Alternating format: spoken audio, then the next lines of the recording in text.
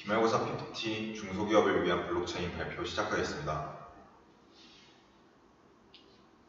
발표는 블록체인의 소개, 적용 분야, 기업 사례, 그리고 마지막으로 시사점 및 결론으로 발표 마치겠습니다. 블록체인에 대한 정의를 살펴보면 가장 많이 나오는 것 중 하나가 P2P 네트워크에 의해 관리되는 분산형 데이터베이스라는 것입니다. 또 다른 정의로는 네트워크상의 각 분산 노드의 운영자에 의한 임의 조작이 불가능하도록 보완된 분산 데이터베이스의 한 형태라는 것입니다.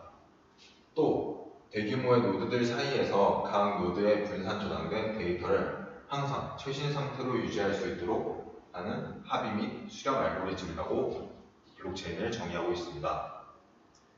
블록체인 기술의 장점으로는 블록체인 기술은 참가자 간의 투명성을 향상시키고 자동화 원장의 커스터마이징을 지원하고 기록의 신뢰도의 높은 향상을 보여줍니다. 뿐만 아니라 블록체인 합의 메커니즘은 오류 감소, 실시간에 가까운 참조 데이터, 참가자가 자신이 소유한 자산의 설명을 변경할 수 있는 유연성을 통해 통합되고 일관성 있는 데이터 집합에 이점을 제공한다는 것이 블록체인 기술의 장점이라고 할 수 있겠습니다. 다음으로는 블록체인을 정의하면서 가장 많이 나온 개념들이고 블록체인을 이해하기 위해서 필요한 개념인 분산원장, 노드, 블록 이 세 가지에 대해서 정리해봤습니다. 분산원장 같은 경우는 중앙에 제어 없이 분산된 네트워크의 각 노드들이 데이터베이스를 공유하고 계속 동기화하는 기술을 말합니다. 노드는 동일한 권한의 참가자를 의미하며 각 노드는 일부의 노드와 연결되어 있으며 블록체인은 다수의 노드로 구성되어 있습니다. 마지막으로 블록은 개인과 개인의 거래에 기록되는 각각의 장부를 의미합니다.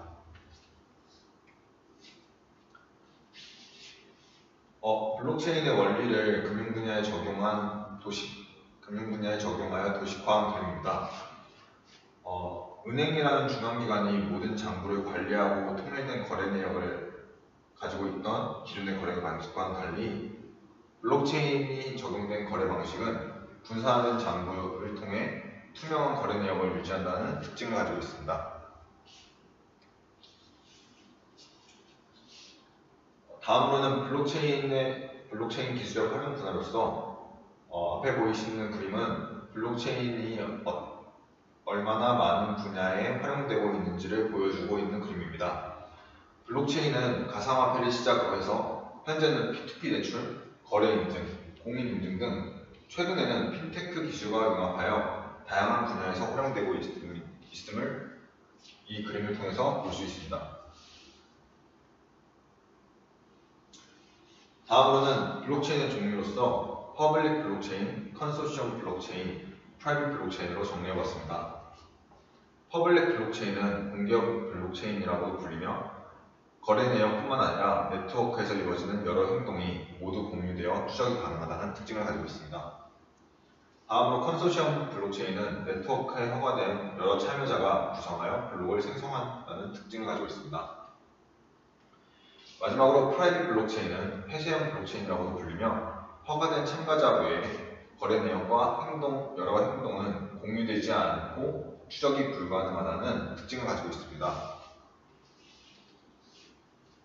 블록체인의 종류에 대해서 조금 더 부연해보면 퍼블릭 블록체인 같은 경우는 데이터 접근을 누구나 접근이 가능하고 거래 증명은 알고리즘으로 동작, 익명의 거래 증명자가 있습니다.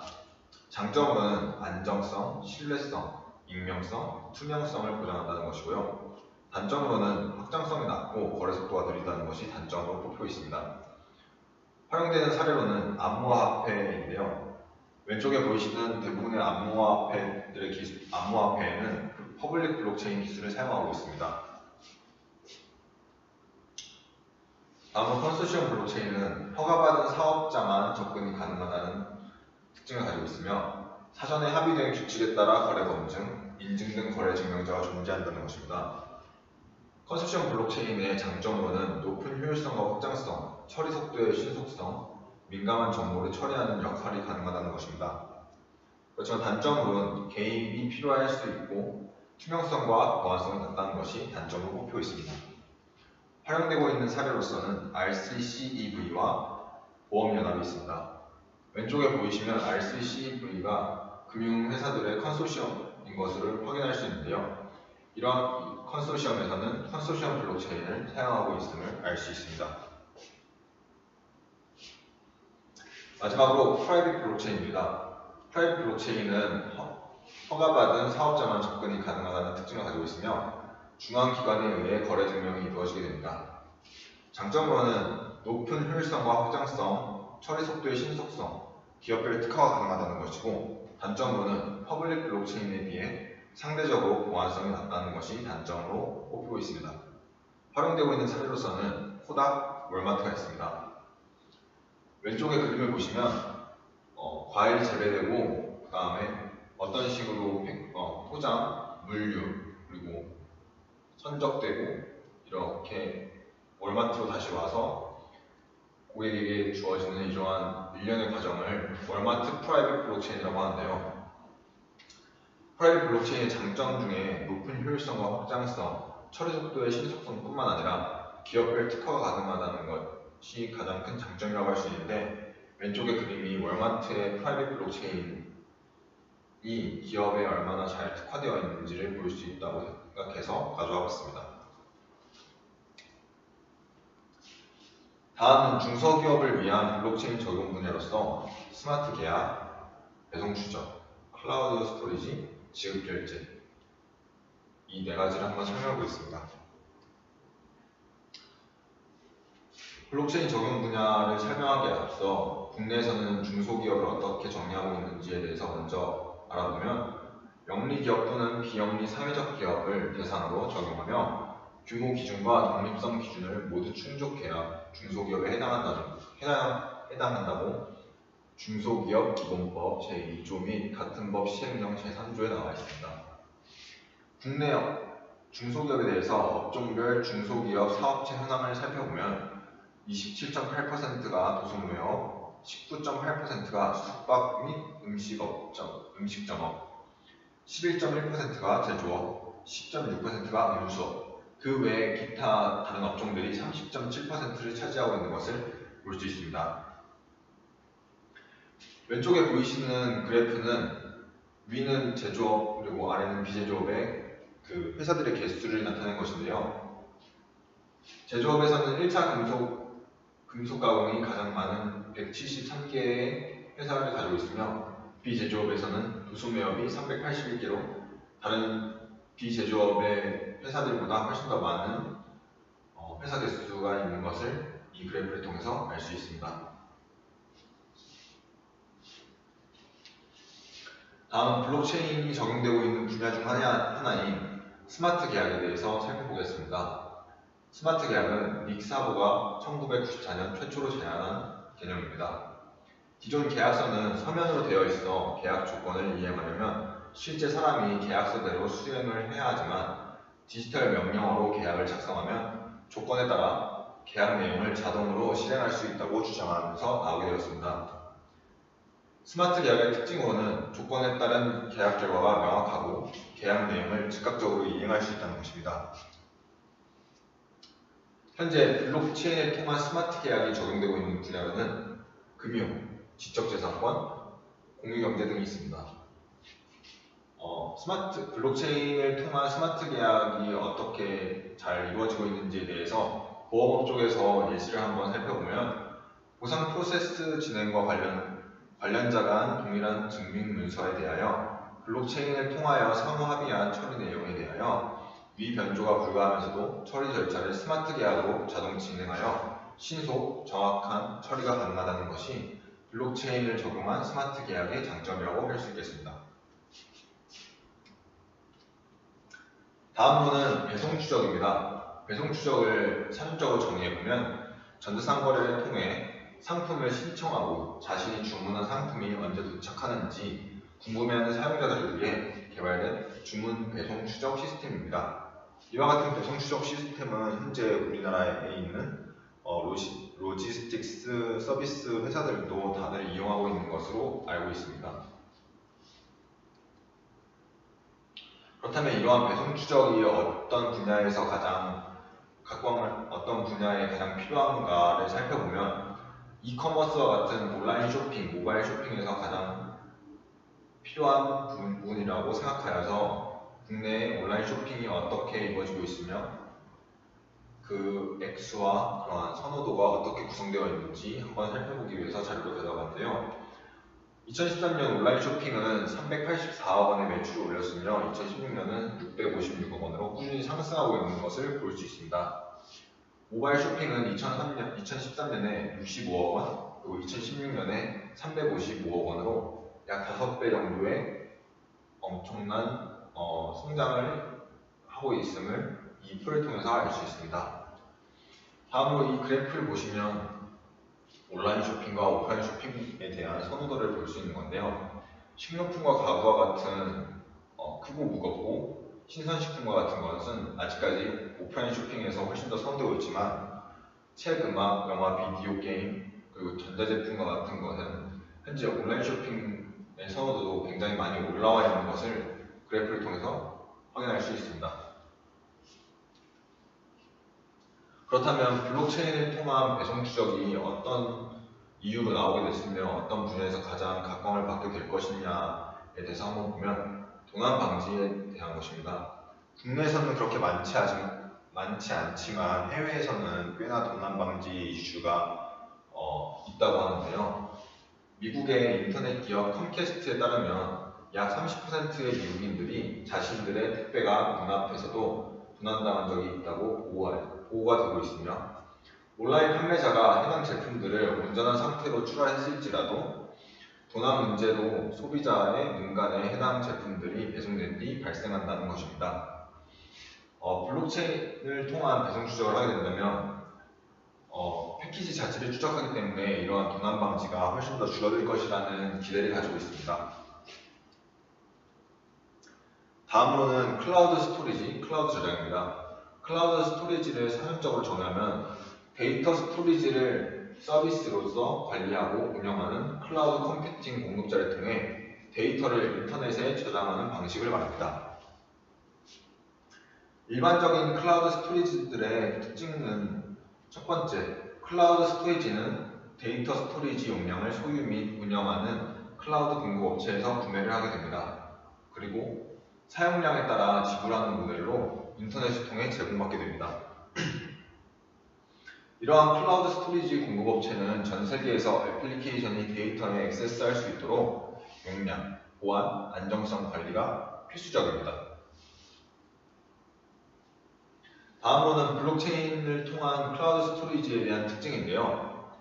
블록체인을 통한 클라우드 스토리지의 가장 큰 장점이라고 하자면 저렴한 비용입니다.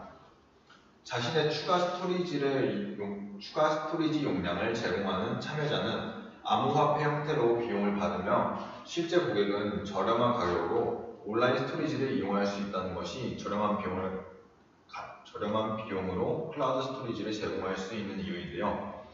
저장하는 정보의 한 비트를 분산하고 암호화하면서 데이터를 연쇄사슬로 저장하고 각 블록은 암호화 함수를 내장하여 해킹이 불가능한 것도 특징이라고 할 수 있겠습니다.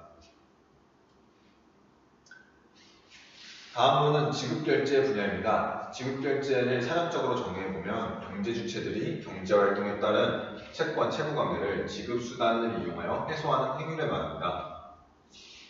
지급결제를 도식화해서 보면 지급, 물건 대금을 대고 금융기관 간에서 주고받고 그리고 마지막으로는 거래가 최종적으로 종결되는 것을 이렇게 지급결제 사이클로 볼 수 있겠는데요.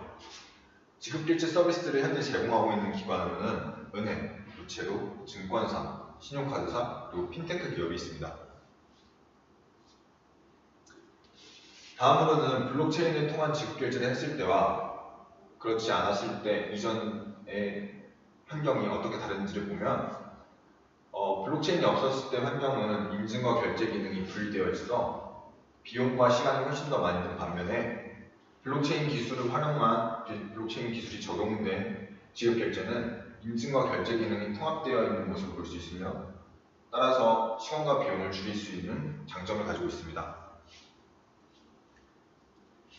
다음은 이러한 스마트 계약, 배송 추적, 그리고 클라우드 스토리지, 지급 결제가 어떤 기업들이 블록체인을 이용해서 하고 있는지에 대한 기업 사례를 보겠습니다.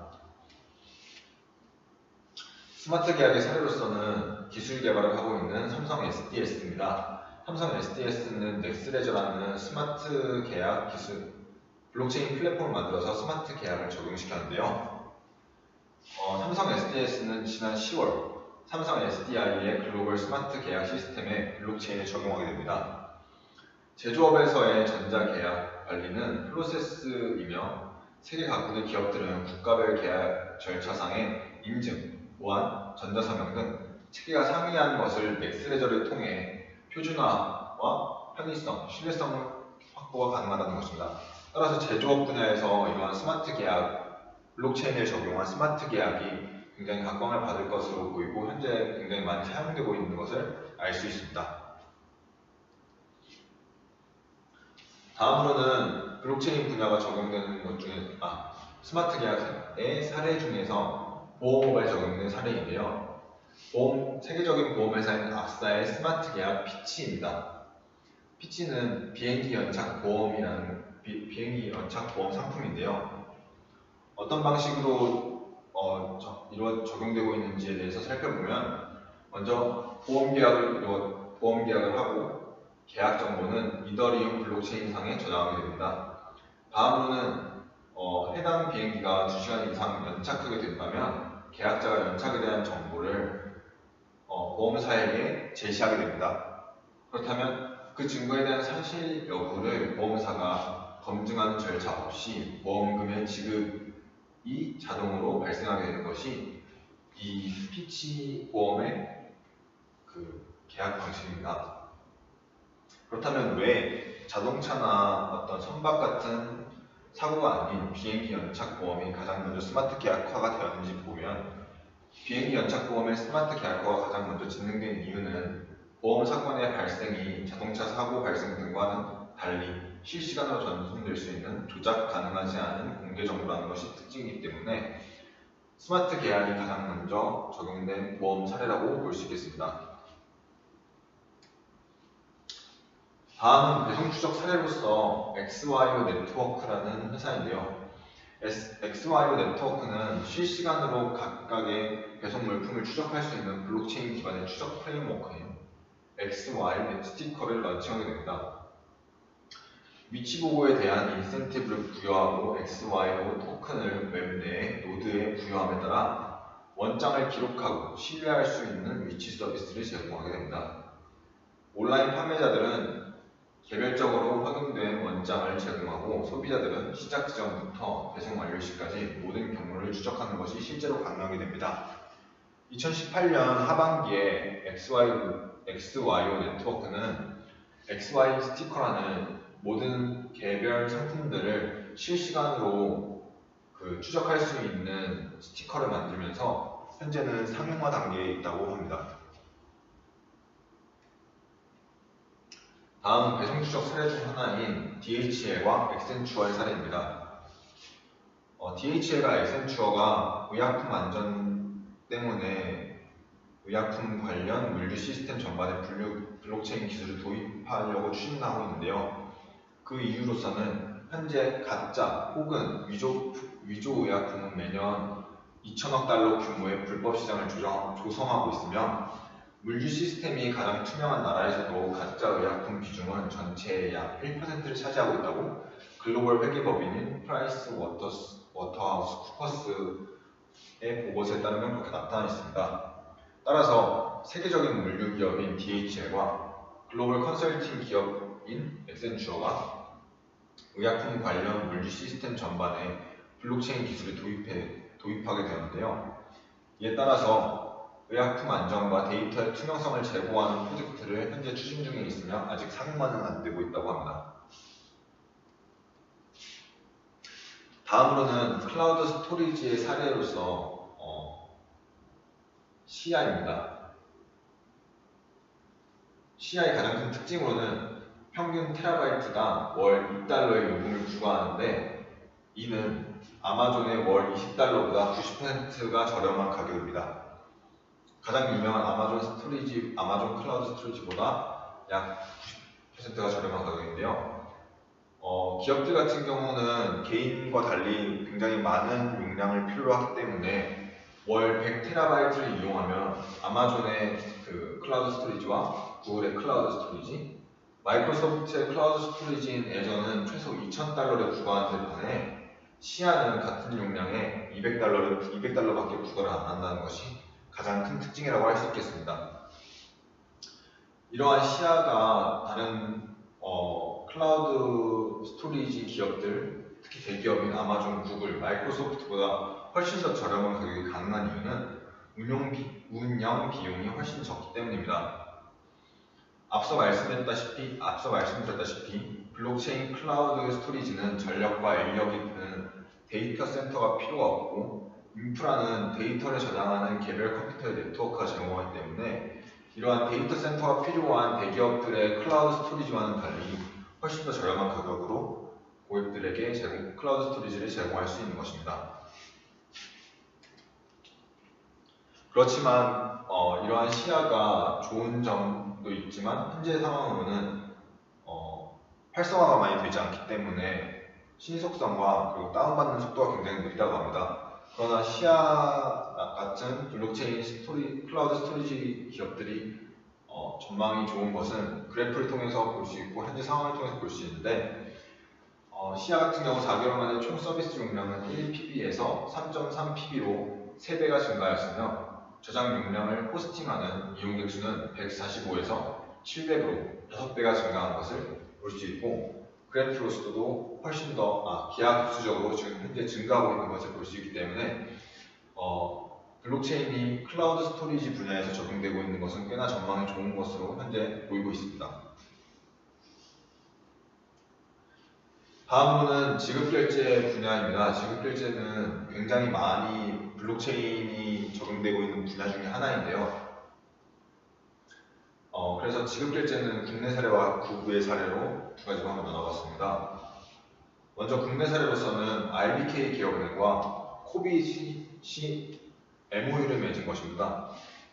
비트코인 거래소인 코빗과 MOU를 체결하고 기업은행이 비트코인 거래소인 코빗과 MOU를 체결하고 블록체인 기반 금융 서비스 개발 추진 계획을 세웠으며, 이것은 지급 결제 간편화 및 중소기업의 외환 간편 송금 등 활용 방안을 검토 중이라고 합니다. 이것은 앞서 보셨다시피 인증과 결제가 분리된 것뿐만이 아니라 외환 송금에서는 중간에 중개인이 끼기 때문에 중소기업들은 외환에 대한 송금이 꽤나 개인에 비해서 꽤나 잦은 편이고, 이에 따라서 이러한 지급결제 기술이 개발된다면 훨씬 더 그 중소기업들에게 도움이 될 것이라고 생각됩니다. 다음은 지급결제 해외 사례인데요. 해외에서는 지급결제 블록체인 기술이 적용이 훨씬 더 먼저 그 블록체인 기술의 필요성을 깨달았고 훨씬 더 많이 도입되고 있는데, 우리가 흔히 알고 있는 비자, 마스터카드, 유니온페이 뿐만 아니라 은행들에서도 대부분 블록체인 기술에 적용하거나 혹은 개발하거나 지금 상용화 단계에 있다고 합니다. 먼저 가져온 사례로는 마스터카드의 사례였는데요. 마스터카드는 신속하고 안전한 실시간 지불을 위한 블록체인 시스템에 대한 특허를 출연했습니다. 그 특허 내용은 블록체인을 통한 지불카드 검증을 위한 방법 및 시스템이라는 특허인데요. 마스터카드가 분산 원장 기술을 통해 지불카드의 유효성을 검증하는 방안입니다. 마스터카드는 보안, 투명성, 효율성과 같은 블록체인 기술의 혜택을 기대하고, 이러한 기술을 마스터카드의 특징으로는 비자, 다른 카드사나 혹은 은행과 달리 자체적으로 블록체인 기술을 개발하고 있다는 것이 특징인데요. 해외 거래를 할 경우에는 중개인을 배제시킬 수 있다는 것도 굉장히 시간과 비용을 앞서 앞서 말씀드렸다시피 시간과 비용을 적응할 수 있다는 특징을 가지고 있습니다. 이제 시사점과 결론입니다. 시장조사기관 가트너에 따르면 블록체인의 연간 성장률은 2020년 기준 128%로 예상하고 있으며 사업적 부가가치는 2030년에는 3조 달러를 초과할 것으로 예측되고 있습니다. 그래프를 보시면 블록체인의 사업 가치는 2007년 그리고 2030년을 보시면 기하급수적으로 그 사업의 가치가 늘어나고 있는 것을 이 가트너 2017 보고서에 첨부된 그래프를 통해서 알 수 있습니다. 또 IDC에서 발행한 보고서에 따르면 국가별로는 미국이 블록체인에 대해서 가장 많이 지출할 것으로 예상하고 있는데요. 그래프를 보시면 현재 2016년부터 2021년까지 꾸준히 미국에서 가장 많은 비율을 차지하고 있는데 전체의 약 40%를 차지할 것이라고 예측하고 있습니다. 그 뒤로 서유럽, 중국, 일본을 제외한 아시아 태평양 지역 순으로 예측하고 있습니다. 2021년 중요한 부분은 2021년 4배 가까이 증가해 블록체인에 대한 지출이 92억 달러에 도달할 것으로 예측하고 있습니다.